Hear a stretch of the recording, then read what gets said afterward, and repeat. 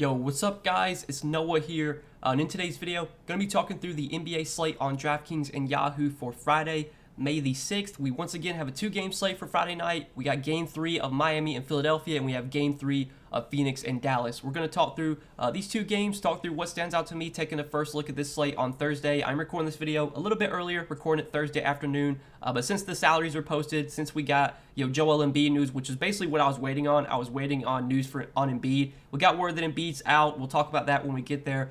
We do have Miami listed. Half their team is questionable once again. Kyle Lowry is questionable for Miami, so that actually is something worth monitoring. I expect everyone else to play that's questionable, but I think Lowry being questionable is actually a true question mark. We'll talk about that though when we do get there. We'll go through these games, talk through what stands out to me, guys. As always, I appreciate you guys checking out these videos every single day. Make sure if you have enjoyed these videos, you hit that like button. That's all that I ask. Hit that subscribe button as well if you are new here. Trying to upload these videos every single day for you guys on the days where we have at least two games. I don't know whenever these series start to wrap up and we only have like one game a day, like I don't know if I'm going to be covering the showdown slates or not, but I have enjoyed making these videos for you guys. I always enjoy talking through some basketball with everyone. So if you've enjoyed these videos, hit that subscribe button. Also check out PrizePicks, the sponsor of this video. So PrizePicks is a player prop based DFS site. Very simple, very easy to use. You're just picking the over or the under on players' projections. And they do have a lot of projections posted already for Friday's games. Pretty much the only team that's not on the board right now is Philadelphia. But since we just got word that Embiid is out for Friday, they should probably post Sixers props pretty soon. You can take a look at those. You can take a look at the other teams they have. They even have props posted for Saturday's games. And we'll obviously talk about those, on Saturday when we make that video. But yeah, guys, if you haven't checked out PrizePicks yet, get over there, sign up, use promo code NOAH. They will match your first deposit up to $100 when you do sign up with my promo code. And as always, I will share a couple of my favorite plays on PrizePicks for Friday night's games. I'll probably post a video maybe an hour or two after this video goes up. I will share my PrizePicks video. You can check that out if you're interested. I'll talk through a couple of my favorite plays for PrizePicks, in that video. But yeah, guys, definitely check out PrizePicks if you haven't yet. Sign up with that promo code, get that deposit bonus. But let's talk through these two games for Friday night. Start off with Miami and Philadelphia. So on the Miami side, once again, like I said, Miami is listing almost their entire team is questionable. I don't know why they do this. They've been doing it every game in the playoffs. Pretty much everyone that's questionable, I expect to play, except for Kyle Lowry. I think Kyle Lowry is actually a true question mark. So that will be something to monitor. We'll start off at the top, though, with Jimmy Butler. I think once again, Jimmy Butler looks like a pretty good option on this slate. I mean, we're basically playing the same slate over and over again. Like, you could pretty much just go watch my video from Wednesday, and I'm pretty much going to say the same things I said Wednesday that I say today. But I think Butler looks like a good pay-up option once again. He's been great in the playoffs. He's been playing huge minutes. The only reason he hasn't played a ton of minutes in some games have just been due to blowout. This game 1 of the series, he only played 30 minutes. He didn't play it all in the fourth quarter. There's a couple of games against Atlanta where I don't think he played his full minutes, but when he's gotten like 36 to 40 minutes, I mean, you've seen the upside. 52 Draftkings points, 66, 51, 64 DK points. Butler's just taken over in the playoffs. His usage has been way up. He's been taking plenty of shots. He's just been contributing in all categories. He's been doing everything when he's on the floor. And, even if Kyle Lowry does return today, I don't think that's like a massive downgrade for Butler, just because we have seen Butler put up massive games even with Lowry in the lineup. Maybe his assist numbers go down a little bit. Maybe Butler doesn't get 12 assists like he did last game. But I still think the scoring opportunities are going to be there. Rebounding opportunities will be there.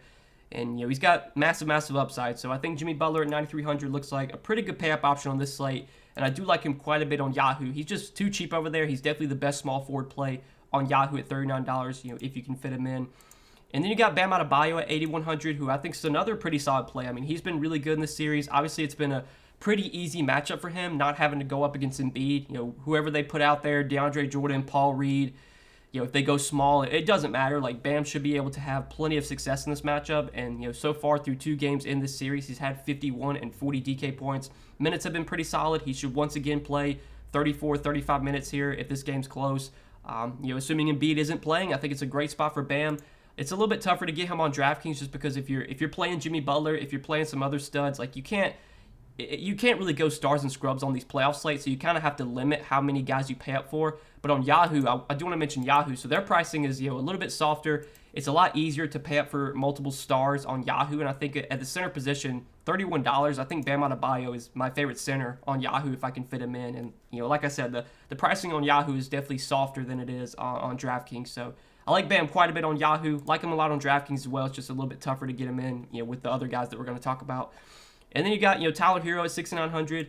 I will say that if Kyle Lowry returns today, I'm not super high on Hero at this price tag. I think he's a little bit overpriced right now if Lowry comes back. If Lowry remains out, then yeah, like Hero's still playable. But again, like at this price tag, I'm not running to roster Tyler Hero. I think he should be priced, in the low sixes. I think once he starts to get up to the high sixes and, close to 7K, that's when I'm fine just kind of backing off. So not a ton of interest in Hero today. Lowry, if he does play, we'll have to monitor like if he's going to be limited or not. I would think if he's playing that he's going to be good to go. So far in the playoffs, in the games that he has played, Lowry's been he's been okay. He hasn't shown like a massive upside. He hasn't really been aggressive offensively. Like you saw in the 4 games he played against Atlanta. I mean, 10, 8, 8, 7 shots. Like he's not really shooting the ball a ton. We know he's always going to rack up plenty of assists. He can get a few rebounds as well. I mean, at 6,100, like I think Lowry is playable today if he's playing and not limited. But that's just kind of news we got to wait and see on. I mean, right now, Lowry's not someone I'm really building around. But I think, if I was playing multiple lineups and, Lowry is full go, I would have him in my player pool for sure. And then, if Lowry comes back, I mean, that really makes guys like Max Strus, Gabe Vincent, Victor Oladipo not look that appealing. Gabe Vincent would probably go back to the bench, and his minutes would probably be cut a little bit. So at 5,100, if Lowry's back, I have zero interest in Gabe Vincent. I mean, Strus would still be playable because Strus would probably still start and probably play like 30 minutes. But, at his price tag, I think you kind of need him to get like 35, 36 minutes to really put up a ceiling at the salary. I mean, on these 2-game playoff slates, like you're not going to find value plays that just crush. Like there's rarely going to be a value play that puts up like 8x value or something. I mean, even if Max Strus puts up like 25 Draftkings points today, he's probably still going to be solid at his salary.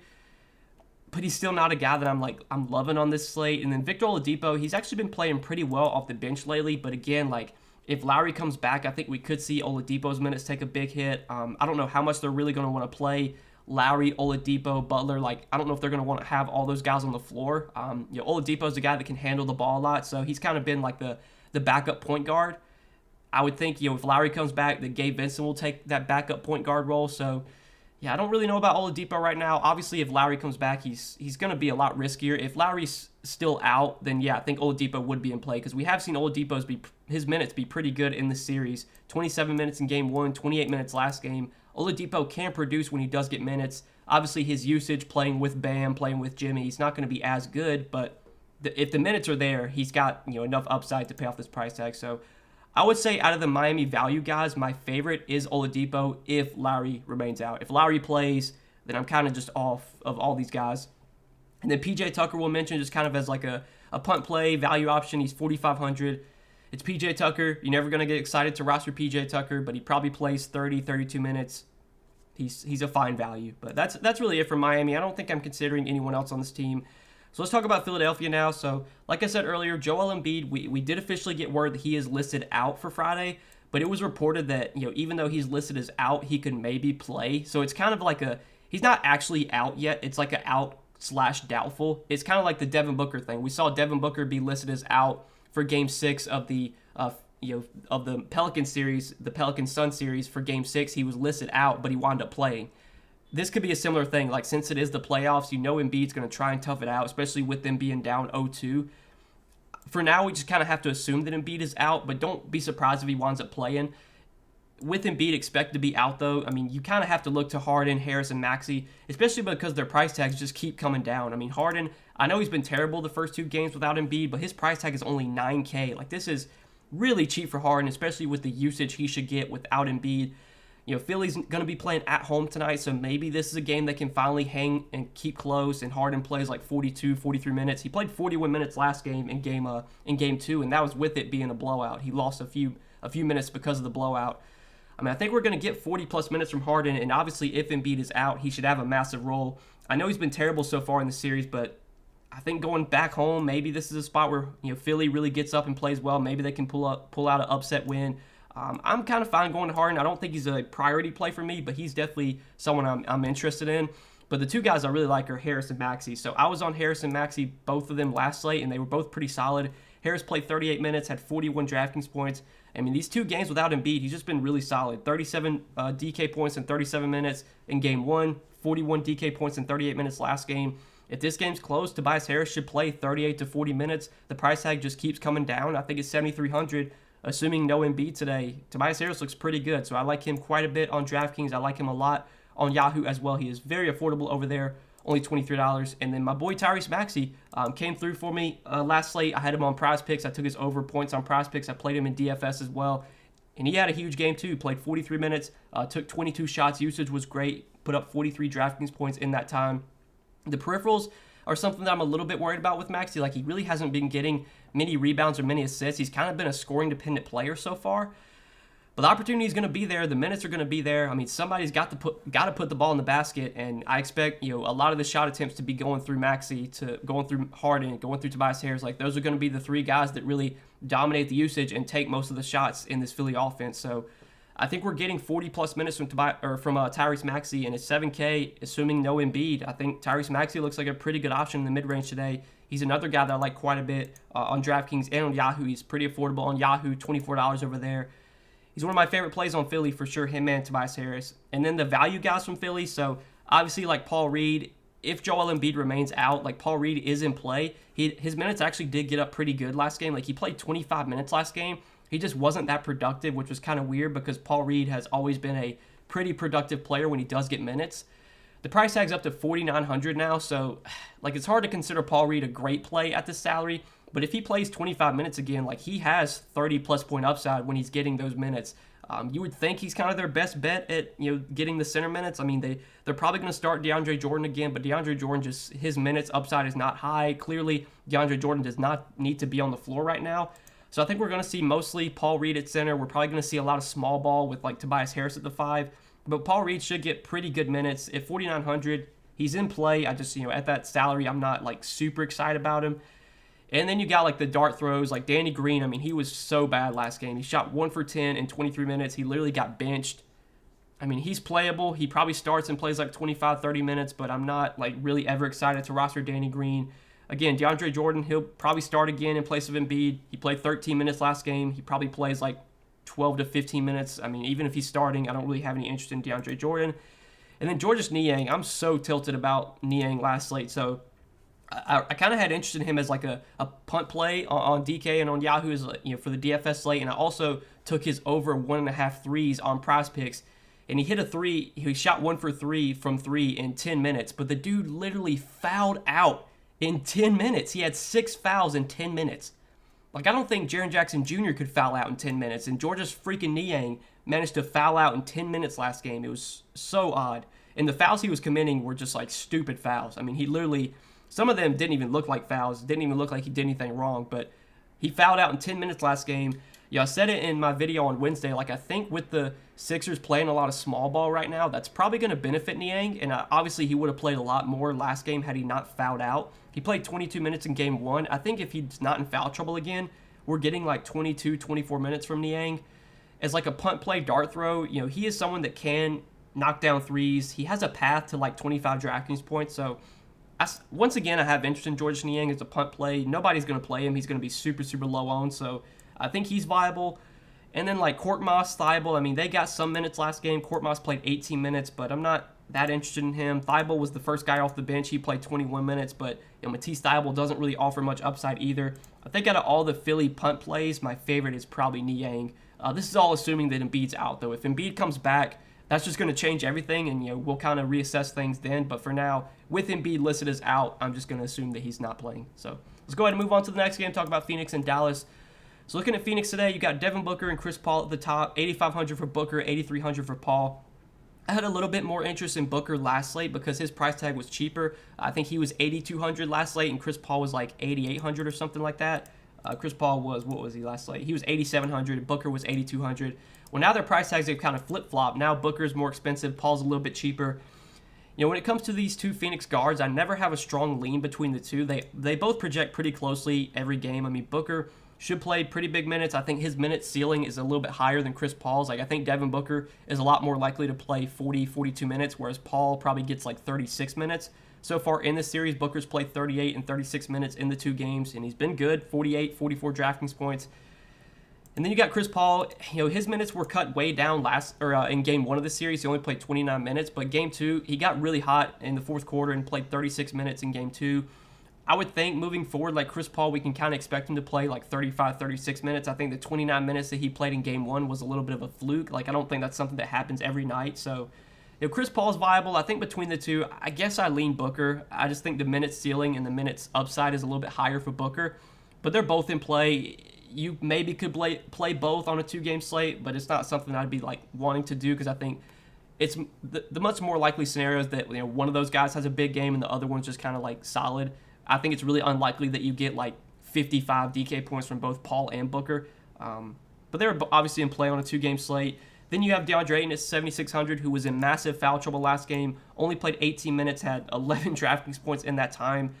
I would expect Ayton to bounce back here. I wouldn't be worried about last game. He just, he got off to a pretty good start. He had like 9 or 10 points in the first quarter, and then he was just in massive foul trouble the rest of the game and like barely played in the second half.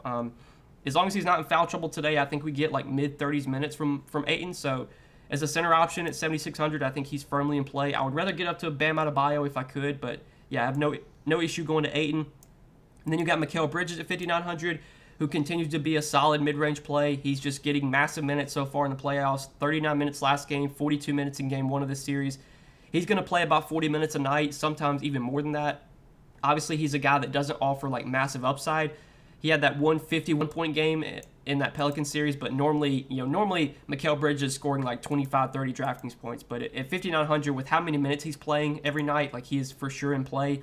And then Jay Crowder, I mean, he's a guy that I'm just continuing to roster in the playoffs. He's kind of been like my go-to value guy.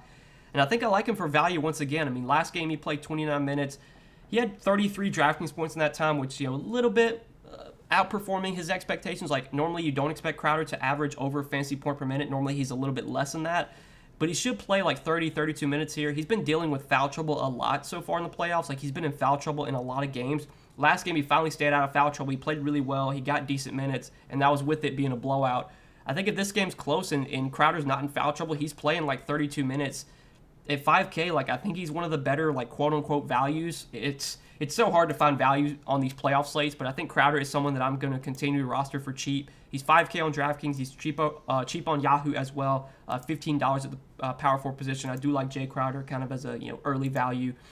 And then the rest of Phoenix, so you have Cam Johnson at 4,600. Coming off the bench, Cam Johnson probably plays like 24, 25 minutes. He also got in foul trouble last game, only played 17 minutes. I think he only played like 3 minutes in the first half because he was in so much foul trouble. I think he picked up like 3 fouls in the first like 4 minutes that he played. I wouldn't expect that to happen again, though. I think most nights we're getting low 20s, mid 20s minutes from Cam Johnson. I think his upside is a lot higher when Booker's not on the floor. I was playing Cam Johnson a lot when Booker was out. And now that Booker's come back and is fully healthy, Cam Johnson's not someone that I'm super excited about, but he's obviously a playable value. And then like the dart throws, Cameron Payne, JaVale McGee, I mean, these guys are good point per minute players. They just haven't really been getting many minutes. Like Cameron Payne barely played in the second half last game, only played 12 minutes. There's always a path for Cameron Payne to get like 16 to 20 minutes. We saw in game 1 of the series, they limited Chris Paul a little bit, which meant more minutes for Cameron Payne. After they played Chris Paul 36 minutes last game, like, could they bring his minutes down a little bit for this game? Like, I think Chris Paul's minutes are all going to depend on how the game is going. Like, if Phoenix has a fairly big lead, they're not going to really push Chris Paul, and that's kind of what happened in game 1. Like, they had a pretty big early lead, and then we saw Chris Paul play a lot in the second half, late in the game because it was a close game. Last game, it was a close game. Chris Paul played a lot in the fourth quarter. In a scenario where, Phoenix is kind of just running away with it, like, we could see them play Cameron Payne a little bit more. So, like, I think at 3,500, Cameron Payne's a okay punt play. He always has a path to upside. It's just a matter of how many minutes does he play. My guess is he gets, like, 15 to 18 minutes, but he could play 20, 22, and if he gets the upper part of his minutes range, then, yeah, he's a guy that can, exceed his salary.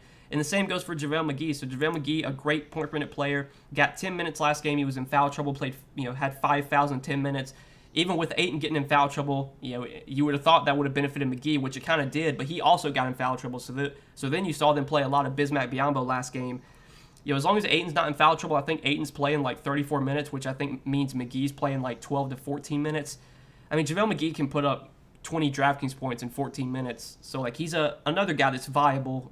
More of a large field GPP play. Not a guy I'd be playing like in one lineup, I don't think. But, yeah, JaVale McGee at 3,200 is playable. That's really it for Phoenix. I don't think anyone else is in consideration for me. So let's talk about Dallas now. Go over the Mavericks real quick. So you got Luka at the top for 11.6. I mean, Luka continues to be one of the safest pay-up options on the board. The only issue going to Luka on these playoff slates is just that it's really hard to find value. I mean, the guys you're playing around Luka, you're not going to feel great about, but on the nights where Luka puts up 70 DraftKings points, as long as you find some value guys that can give you like 15 to 20, you're probably going to be in pretty good shape. Last slate, Luka had a little bit of a disappointing game. He had a big first half, but didn't do much in the second half. Luka's always got this massive upside. He probably is going to play like massive minutes here. Dallas obviously down 0-2. I mean, they got to win these home games if they want to even keep this series close. I think if Dallas loses one of these home games, the series is probably over. So Luka's going to be pushed as much as he can. He's probably going to play 40-plus minutes. We know the role is going to be massive. He's going to take a ton of shots. Luka's obviously a great play on a 2-game slate. I don't need to tell you that. It's just a matter of, when you're building your lineups, what can you fit around Luka? Like, what guys are you having to play to get Luka in? That's the big question. That's where I kind of like draw the line when it comes to playing Luka on these 2-game slates. But yeah, he's for sure viable. And then you got, the mid-range options in Brunson, DFS, Bullock. Brunson, I mean, last 2 games he's been in massive foul trouble. He's kind of someone that I do have interest in today because I think maybe, the game log watchers are going to shy away from Brunson, but with his price coming down and with, just the foul trouble the last 2 games, like that's not something we can predict to happen every game. Brunson's not going to be in foul trouble every game. The games where he stays out of foul trouble and it's a close game, he's playing like 36, 38 minutes. And even with Luka in the lineup, like we've seen Brunson still be able to put up pretty big games, and we've seen his usage still be pretty good. So I think Brunson, is a mid-range option. I do like quite a bit on this slate. He's definitely in play for me. He might be one of my favorite plays on Dallas, when you factor in price tag. I like him quite a bit. DFS, you have at 5,500. I mean, he was in massive foul trouble as well last game. He had 4 fouls, only played 20 minutes. That's not something we can expect to happen again. I mean, normally DFS is playing 40-plus minutes. I mean, there's been some times where he's played like almost the entire game. He's going to play huge minutes. He's very similar to Mikal Bridges. I think him and Mikal Bridges are pretty much identical plays. DFS is definitely viable. I'd give a lean to Bridges between the two. But yeah, I have no issue going to Dorian Finney-Smith. Wouldn't be worried about last game. And then Reggie Bullock, he played big minutes last game, 37 minutes. He's been playing huge minutes so far in the playoffs. Should get high 30s, maybe even 40-plus minutes once again. 5,400, I think he's kind of priced where he should be, but there's always a path to a good game when you're playing just so many minutes. So Reggie Bullock's fine. Dinwiddie coming off the bench, like his minutes have been pretty solid. He just hasn't shown much upside.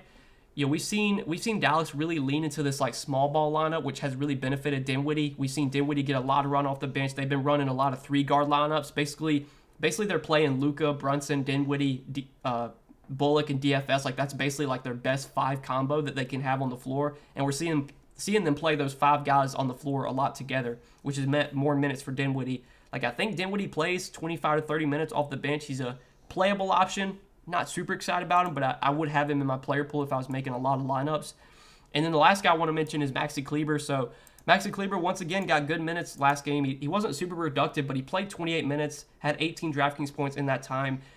It seems pretty clear right now that the Mavericks have like no intention of playing Dwight Powell at all. Like Dwight Powell's minutes have just been cut way down. I mean, last game he only played 13 minutes. He wasn't in foul trouble. He did have 5 fouls. But even the game before that, he only played 16 minutes, and that was with no foul trouble.